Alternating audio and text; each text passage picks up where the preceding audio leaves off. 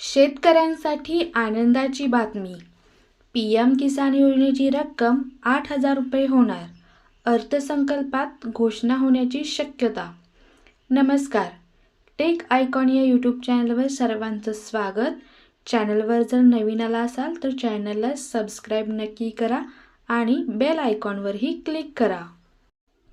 शेतकऱ्यांसाठी आनंदाची बातमी आहे. 2025च्या अर्थसंकल्पात पी.एम. किसान सन्मान निधी योजनेचा हप्ता वाढण्याची शक्यता आहे.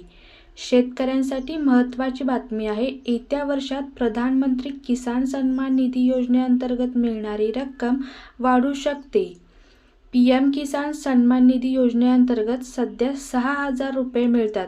ही रक्कम 8,000 रुपये केली जाऊ शकते.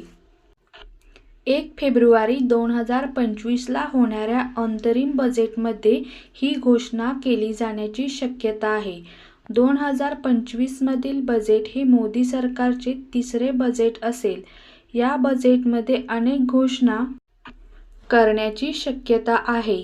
अर्थमंत्री निर्मला सीतारामन यांनी या वर्षाच्या सुरुवातीलाच सांगितले होते की पी.एम. किसान योजनेला जास्तीत जास्त शेतकऱ्यांपर्यंत पोहोचवायचे आहे.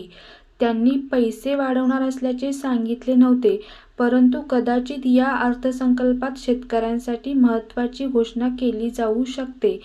सरकार सध्या शेतकऱ्यांना वर्षाला 6,000 रुपये देते, परंतु वर्षाला 8,000 रुपये देण्याचा विचार सरकार करत असल्याचे सांगण्यात येत आहे. पी.एम. किसान सन्मान निधी योजनेअंतर्गत 18वा हप्ता देण्यात आला होता. त्यानंतर शेतकरी 19व्या हप्त्याची वाट पाहत आहेत. हा हप्ता फेब्रुवारी 2025मध्ये येऊ शकतो. शेतकऱ्यांना आर्थिकदृष्ट्या सुरक्षित करणे हे या मागचे मुख्य उद्देश आहे. एक्सपर्ट्सनुसार महागाई आणि शेतीतील वाढत्या खर्चामुळे या योजनेतील रक्कम वाढवायला हवी. या योजनेत जर सरकारने रक्कम वाढवली तर शेतकऱ्यांना खूप दिलासा मिळणार आहे.